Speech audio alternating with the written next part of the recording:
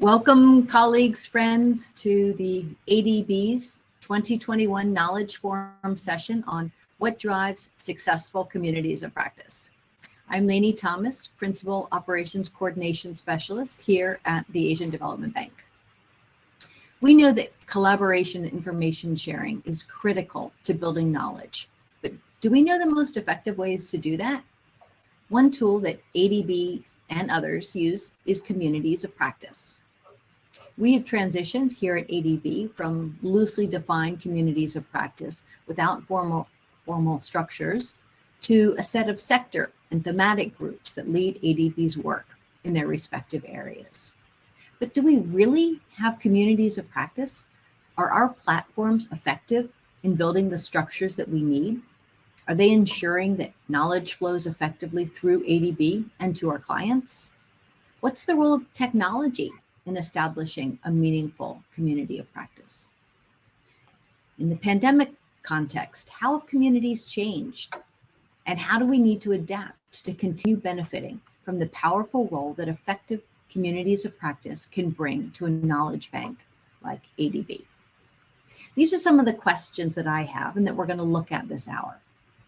So before we start, let me first introduce you to my co-presenters. First will be our presenter, Mr. Patrick Lamb, who's a founding partner of Straits Knowledge. Then joining us will be our two panelists, Ms. Wendy Walker, Chief of the Social Development Thematic Group, and Mr. Manoj Sharma, Chief of Urban Sector Group.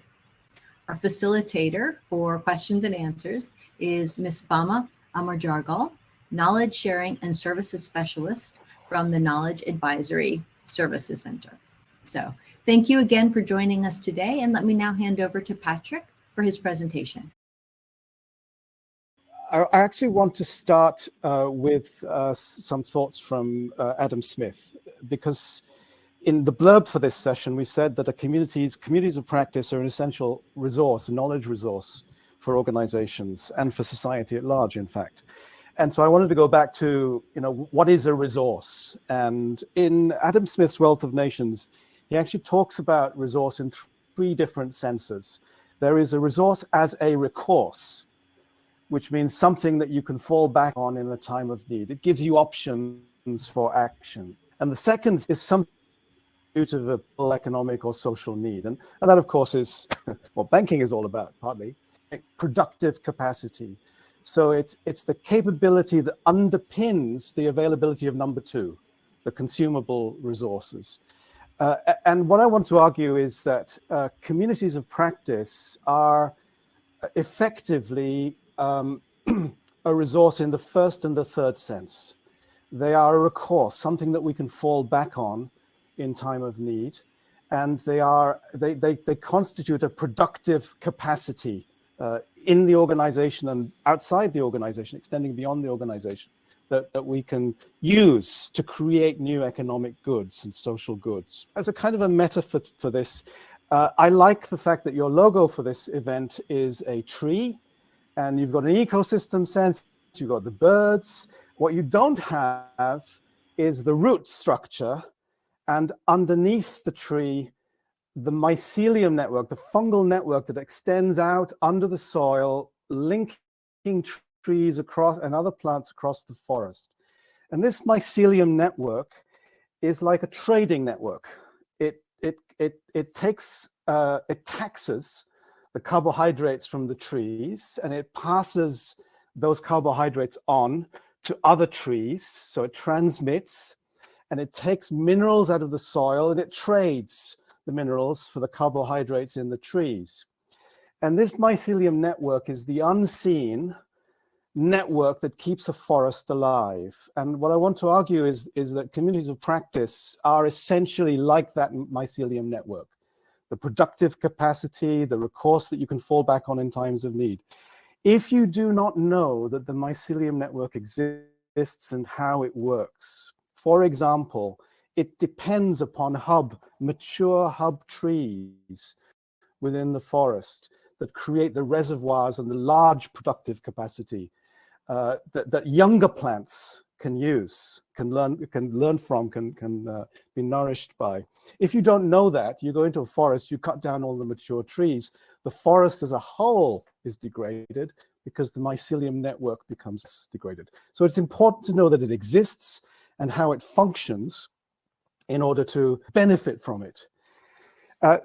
And communities of practice, I think, function like that mycelium network. I want to talk very briefly about 4 different P's: possibilities for communities of practice, and then people and purpose in communities of practice, and then the sort of the distraction of platforms for communities of practice. So let's move on to the next slide, which is about possibilities. You'll see that there are 3 sectors here, and these are really about core knowledge functions of any organization. Top right is coordination. Right? So organizations, the right hand needs to know what the left hand is doing. Everybody needs to be aware of where everybody else is so that you can coordinate your actions. Down at the bottom, you've got memory, the organizational memory, which is about, making sure that you are able to sustain your capabilities over time and institutionalize knowledge. And then over on the left, you've got learning, which is about the organization being able to take in new knowledge from the environment and adapt and be agile. Now, most of the formal structures of an organization are focused on coordination. We know that, right? So those are the administrative and the communication and the information management functions that we have in organizations. We tend to be less good at the organizational memory stuff, and we tend to be less good at the learning stuff. We try and we have strategies for those, but those are areas that knowledge management in particular has focused on, the organizational memory and organizational learning. Actually, communities of practice can function in all 3 spaces. They can act to support coordination. So if you have a community of practice of people in a procurement community, where people can ask, how do I perform this particular procurement activity? And I get answers immediately. Or I can use communities of practice to act at a distance through trusted partners. That's my external networks. If you take those 2 examples, the shape and form and activity of each of those communities of practice is going to be very different because they have different functions, purposes, they have different memberships. If you're looking at memory, how do you institutionalize new knowledge, bring new knowledge in and embed it in the organization? Communities of practice can help do that in the same way that the mycelium network moves to transfer nutrients across the forest. Moving over to the left, you can use communities of practice to groom successors in critical knowledge areas and make sure that you have continuity of organizational memory. Or in the learning space, you can use them to bring less experienced colleagues up to speed or deepen expertise. If you're bringing less experienced colleagues up to speed, you are working very differently. You're essentially coaching and grooming and guiding people. If you're deepening expertise through sharing, you're probably in a much smaller community, talking deep technical detail to build that expertise in the members. Or you may be using your community of practice to get access to novel perspectives. So you're bringing technical experts together. And we talked about this the other day when we were having a preparation for this in the work on fragile and sort of conflict-affected societies. You bring deep technical experts together, and they've got to build new knowledge. They've got to trade what they know and figure out how to build new knowledge. Some of these community types might interact. So if you are building new knowledge, you might then want your community to start institutionalizing the new knowledge and embedding it into the organization. And then later on, you might want to be grooming successors in those critical knowledge areas. But each of those community types will have a different form and a different function. And the reason why the title for this slide is "You Can't Have Your Cake and Eat It" is that each community of practice should know its own purpose, should have the right kind of form and the right kind of membership and the right kind of interactions in order to be able to fulfill that particular role for an organization. They can't all be the same, and they can't all look the same. So knowing what the purpose and the function of your community is incredibly important for understanding how people can work effectively in them and how organizations can benefit from them. So the next slide we're looking at people and purpose. Do I belong here? Communities are organic, they're not mechanical. If I participate in a community, I want to know that I belong, that there is something that this community provides that meets a need that I have, and that I meet a need that the community has. We heard from Prime Minister Fiamé in the plenary just now that governments find it much easier to roll out new programs in times of crisis when you have well-established communities, well-organized communities already in place, which means mutual familiarity and trust. That mycelium network needs to be already in place in order to be reconfigured to meet new needs. And are we aligned with each other? Are we all here for the same reason? We often make the mistake, not just that all communities of practice should be alike and should be structured alike, and we should have a standard way of doing communities of practice. We also often make the mistake that the visible appearance of the community of practice upon which it interacts, it's the SharePoint platform, or the Confluence platform, or the joint wiki, or whatever it is that we're using to interact. And our indicator of the health of a community is the number of posts per day, per week, the number of active members, whatever it is. This is a little bit like saying you know about the health of the mycelium network from the number of toadstool mushrooms that you see in the forest.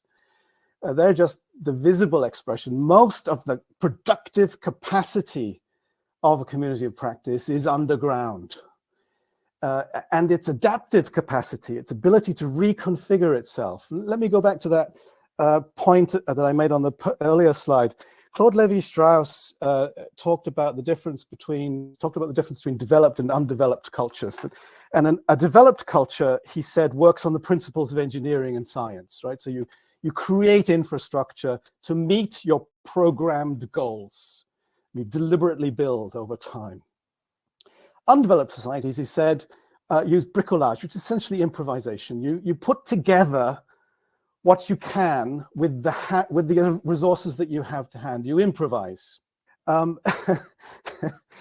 think it's a really bad analogy for different forms of society, but it's a really good analogy for how organizations work. They have to have two sides to them.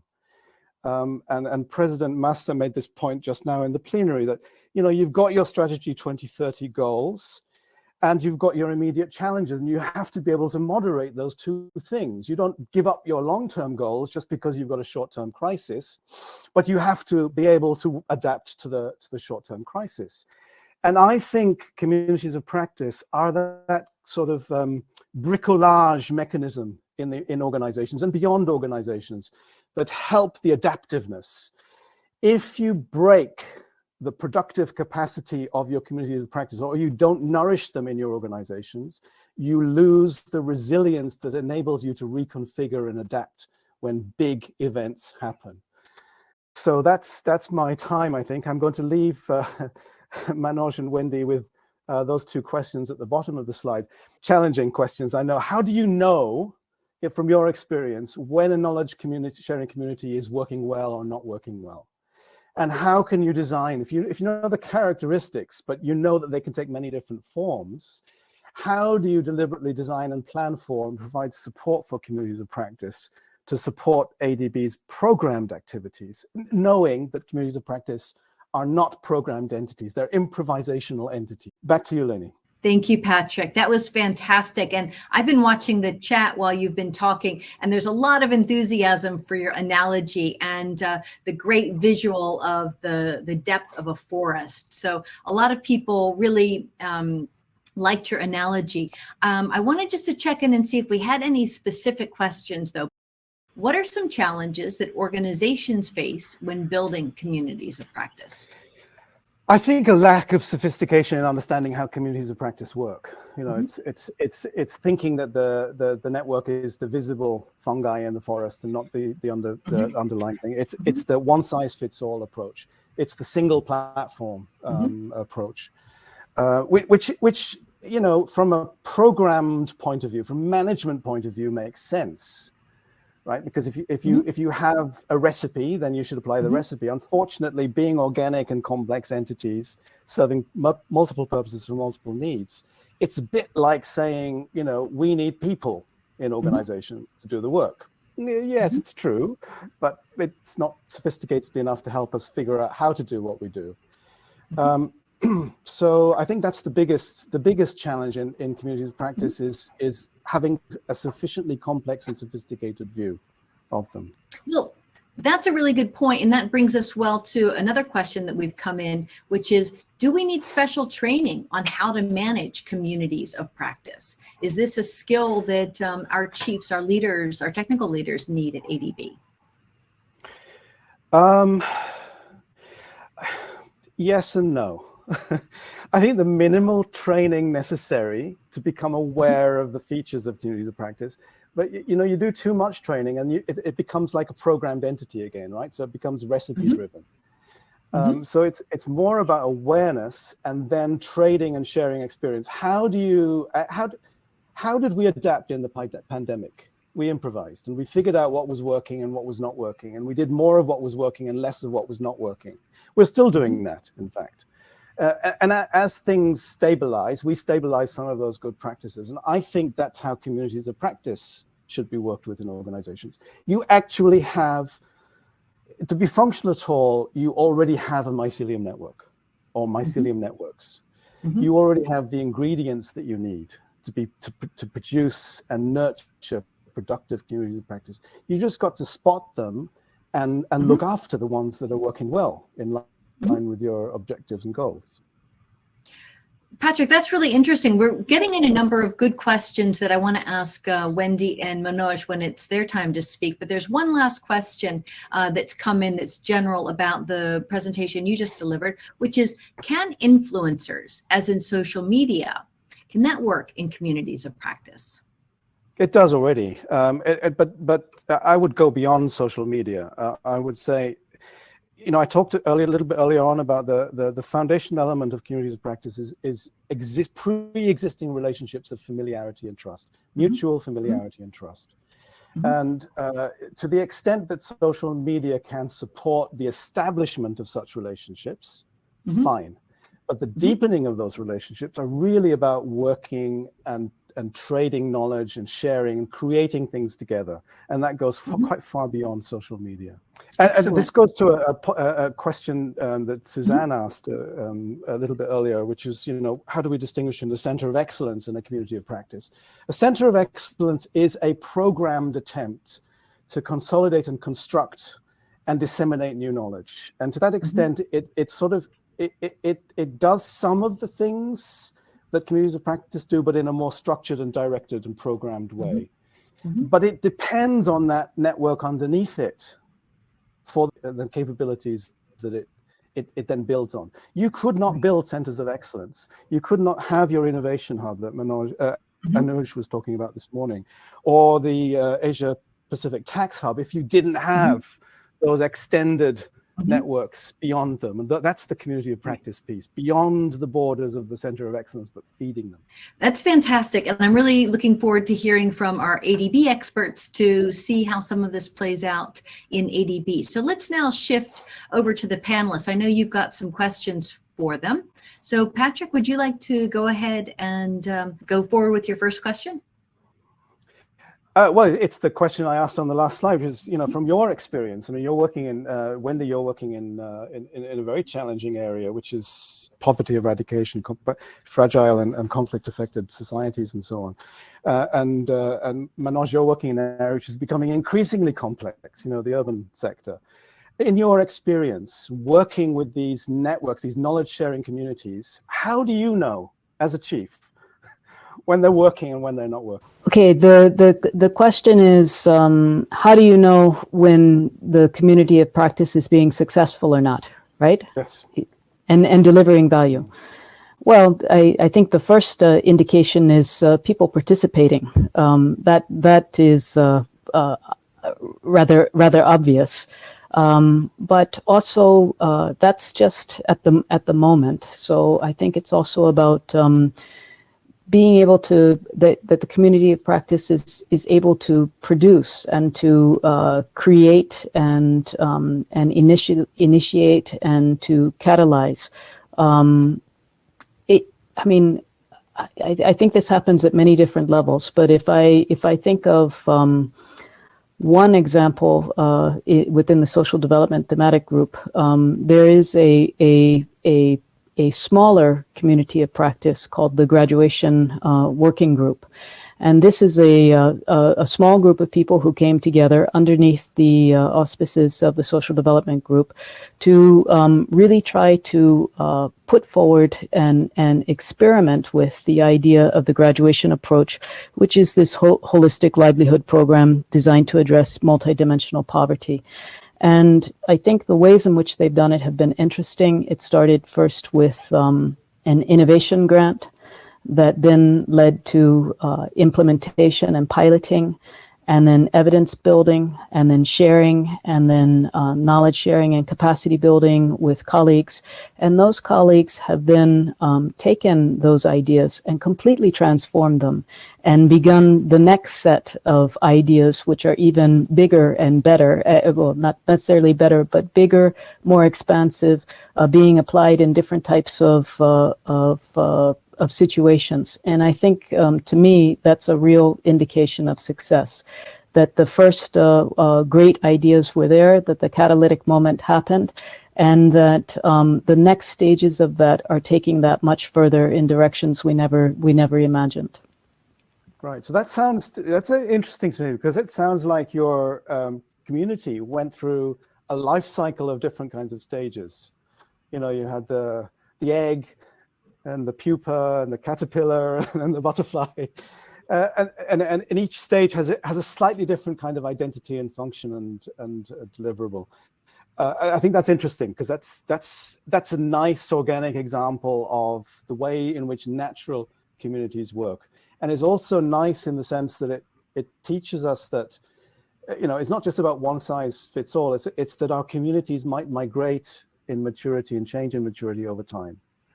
That's a really nice example. The other, but I did have one question, which is, did you notice that the community was bringing in new relationships from outside? Absolutely, and this has been critical. And I mean, they have established important partnerships, and those partnerships are continuing to expand and to generate, and also to shift and to change.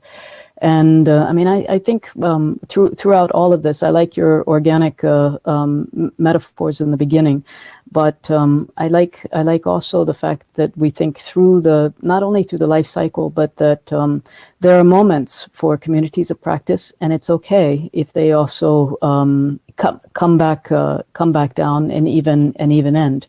And I think that one of the important things that the communities of practice and ADB are beginning to do is to really focus much more around issues rather than necessarily our sector and thematic areas. And that's helping us to work together more, and to work and to really create that mycelium much more interwoven underground. But to also really shift our thinking and to come to some of these development issues very differently. And to me, that's the most exciting part about what's happening right now. Partly pushed by Strategy 2030, partly pushed also by the COVID crisis, and also just by the germination and the ability of people to know and understand better the big picture and their role within it. So for me, an effective community requires a delicate balance between highly structured platforms with work-based deliverables as compared to the flexible and unstructured community networks. So just like what Wendy said, the current sector and thematic group systems, which is anchored in SDCC with structured secretariat units, but reporting to their respective committees of directors in operation departments and responsible to the larger community. This kind of system has evolved over the last 10 to 15 years. I would just say what, I would just repeat what Ed Hoffman said this morning, that knowledge management is profoundly social. So the communities are all about people, how we collaborate, how we form teams and work together, how we design and implement projects, and how we share knowledge. And communities are really an important means to an end. And Dr. Maya Shankar and Ed Hoffman also talked about the mission critical.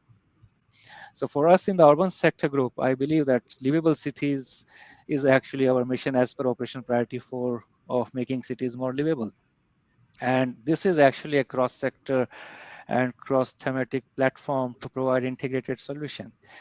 And that's where our communities, the urban sector community comes in play to provide that solution and that provide that knowledge, provide that innovation and partnership to our developing member countries.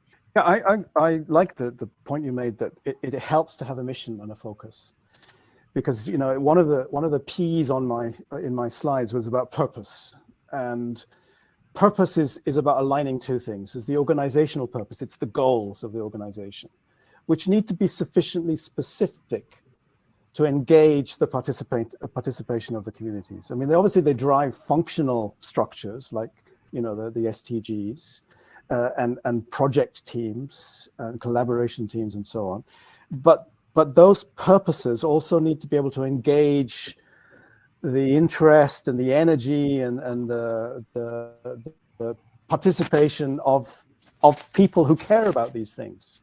It is about people who care about things. So I like that you focus on, it's important to have a sense of mission, not just for the functional programmed activities, but also for the community, and the two must align. Do you have an example? Well, this could be a question for both of you, but let's start with Manoj. Have you seen examples where communities have not worked?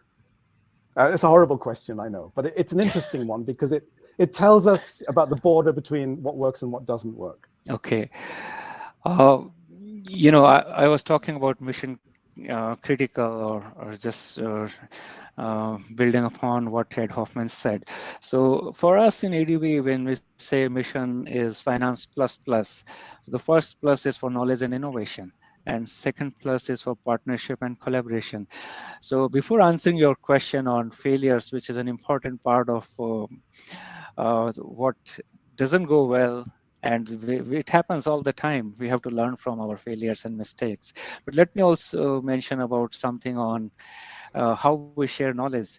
So for us in our community, documenting our experiences in designing and implementing our development ideas and strategies is very important. So this means that capturing project lessons and results help us become more prepared. This is something which probably is so efficiently being done right now in our system. We need more easily accessible knowledge captured and distilled from our experiences of project design and project implementation. So that is something where we really want to work better. But on the flip side, so this particular point is operationally relevant solutions from project design and implementation, where we need to do much more. But on the flip side, there is also a huge demand from our developing member countries on innovative knowledge solutions in emerging areas, which really is helpful to drive innovations and creativity in our projects. And this could range from the areas which the DMCs or the cities have not yet thought of. That could be talking about healthy and age-friendly cities or affordable housing, sustainable tourism, nature-based solutions, or low carbon transformation, digital solutions. And the cities don't have to tread the same path, but they can leapfrog to the latest technologies and solutions. So this is where we do well. We try to generate knowledge in the frontier areas of technologies, digital solutions, and emerging areas through analytical work and generating new knowledge, and then advise and guide our cities and DMCs. So on both sides, on the operationally relevant knowledge, probably we need to do much more. And on the emerging areas, while we are doing something, and probably in the secretariat, we could be seen as satisfactory, but our larger community internally in ADB and externally in the developing world could demand more from us. Yeah, before we move to Wendy, I just wanted to comment on, you just set up two diametric opposites in terms of demands from communities. You've got, to assist in the institutionalization of knowledge in the operational areas, which is about programmed knowledge. And then you've got the new knowledge solutions in emerging and complex areas, which is absolutely a completely different activity and requires different kinds of interactions and requires different kinds of support. It's a really nice and nasty example of the challenges, not just facing ADB and your groups, but also how to manage communities of practice, because they require different management strategies or different nurturing or stewardship kind of strategies. Wendy, do you have any responses to this? Well, I think Manoj has outlined well the role of our sector and thematic groups. And I'm not sure that our definition of sector and thematic groups is exactly, the same thing as community of practice. I think one of the things we do is community of practice, but it's really that larger remit, which he just explained, which pulls you in so many different directions. And, the operational support is very important. The looking out towards the future, the kind of think tank, bringing back ideas and innovation is a very important role. The knowledge development is an important role. And then the really working and developing and creating and sustaining and nurturing communities of practice internally is a very big role. And that is that's a really wide set of skill sets underneath one function of a secretariat. So, some of the things that are really important is how to nurture communities and what tools and platforms can be used. So the first is realizing that they really do need to be nurtured. And what does that mean? I mean, in some cases it means setting directions. In some cases, in all cases, it means really getting to know the membership and to understand what their interests are and where they see the priorities. Both Manoj and I lead areas which are just vast, and many, many different kinds of people belong in our communities. And so making a space for people to be able to take forward those interests and feel that they are getting what they need from it is really important. And then also resourcing is critically important, and developing the right tools. And then creating these platforms for engagement are very important. And I think nothing beats face to face, and that's really big challenge now as we work virtually. And one other thing is really about developing feedback loops and peer-to-peer mechanisms, which are critical for communities of practice. So those are both areas where I think we can do much more and need to focus much more, because that's kind of the engine and the fuel. And as I tried to give in the first example, you can organize and plan all you want, but it's really the collective bringing together everybody else's ideas also that just go so much further than you could ever imagine. So that is really that kind of momentum that we're trying to build. Yeah, Wendy, you started off by saying we're being pulled in so many different directions, which is a kind of an example of the challenges that you face. It's also a risk for an organization like ADB. And there was an earlier question about, how does a conservative institution like ADB become agile through communities of practice? And then at the same time, there's a question from Suzanne, which is, can we have more clarity about, how we define and how we manage communities of practice in relation to our other activities? And then we have a question just now about how do we set metrics for evaluating the performance of COPs? So we're coming from big picture down to very specific programmed activities. There is this organic sense, there is this sense of this invisible network, but you've got to know about the characteristics in order to be able to steward that environment. It's a bit like ecosystem management or husbandry or gardening. You've got to know how the environment works. But going back to your point about being pulled in many different directions, there was a report out of one of the big consulting groups in relation to how organizations have responded to the pandemic.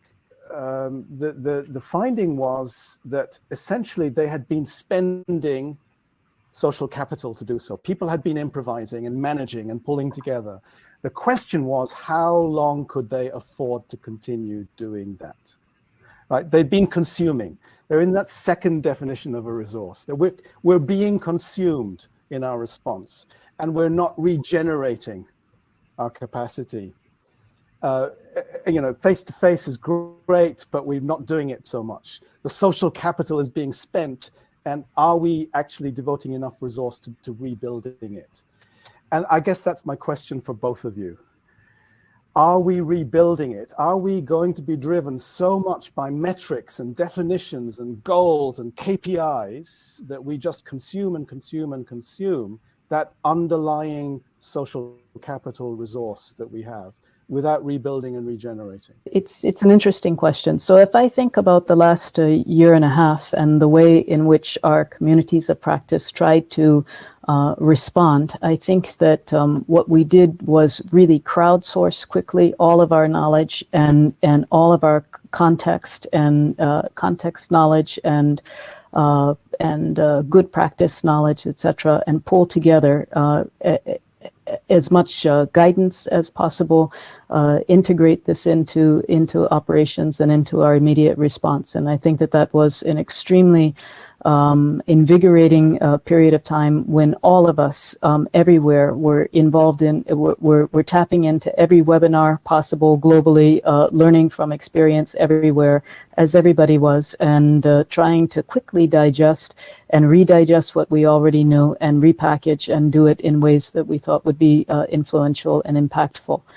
And then there's also been another stage afterwards, which has been kind of taking a deep breath and then thinking about what next and projecting out forward. That has been a really fun and very, very interesting and stimulating and creative exercise, but also being pulled back to reality that the idea that this arc was just going to keep going and we would finally get to an end, that's not the way that it's playing out. So a lot of back and forth and rethinking of some of that.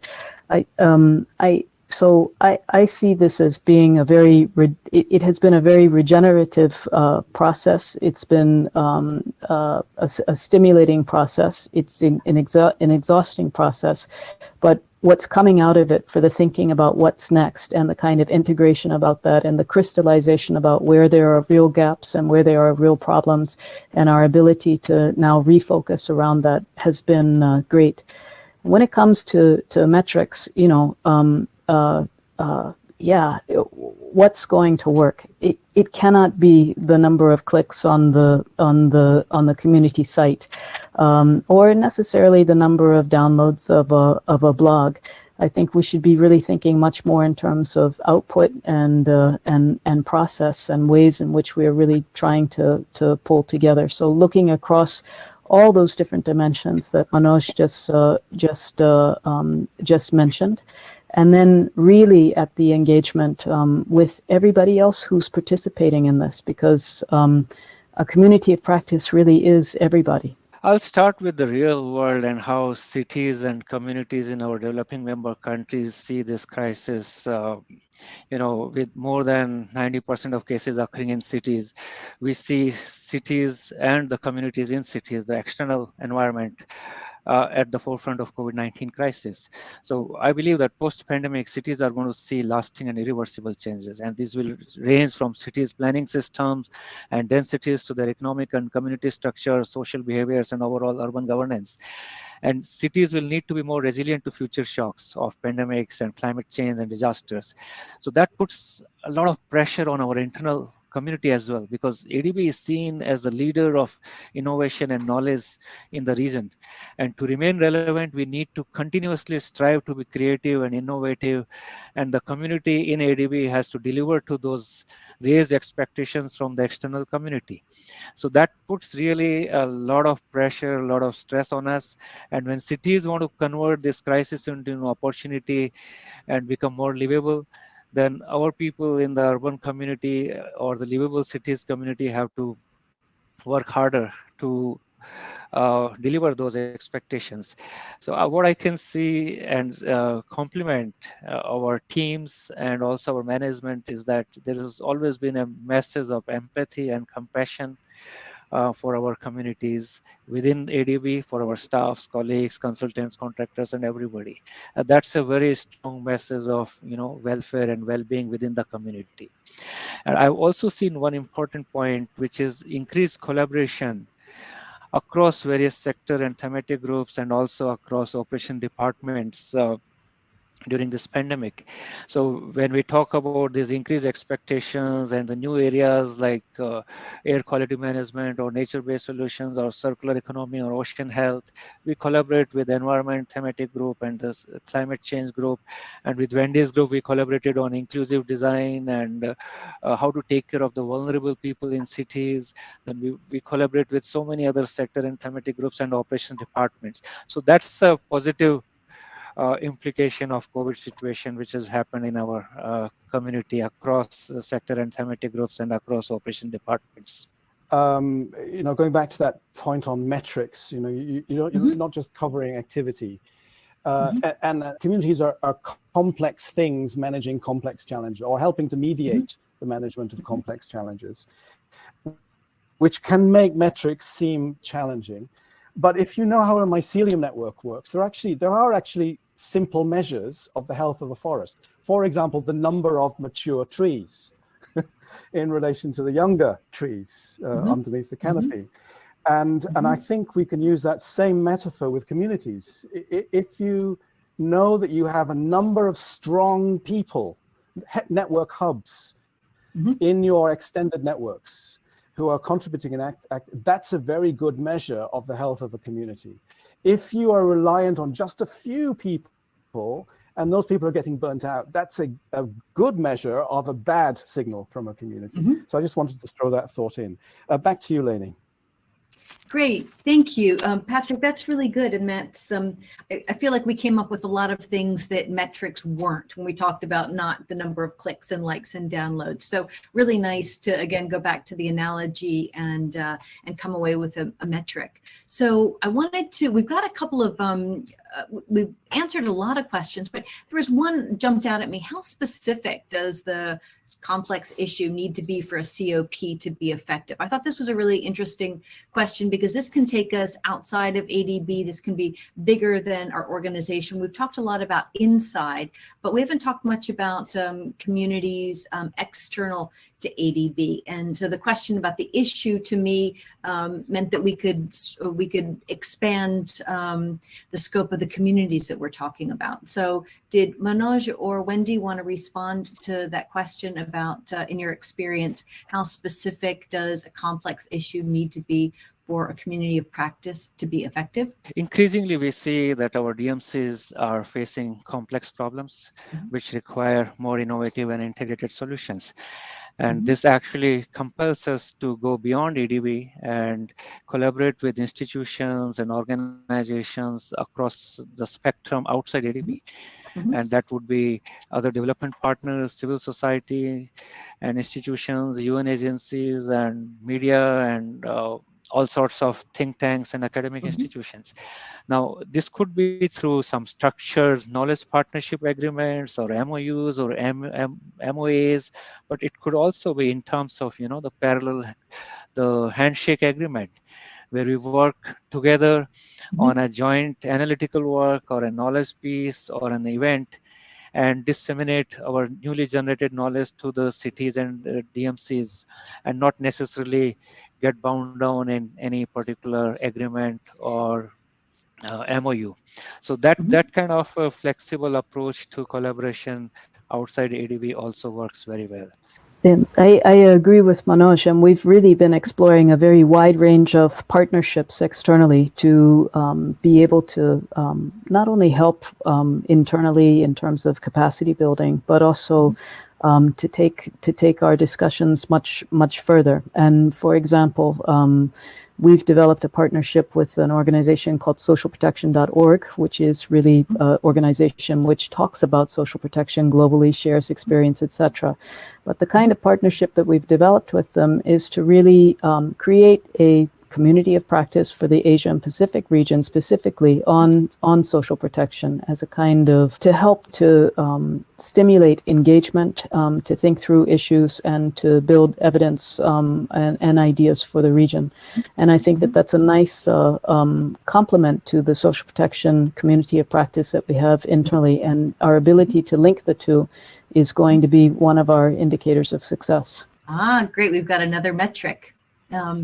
Thanks for that, Wendy. And we had another question that came in that also mentioned about the role of private sector in terms of knowledge and communities of practice. Does either of you want to jump in on private sector and how they have a role? I'll again be very specific here.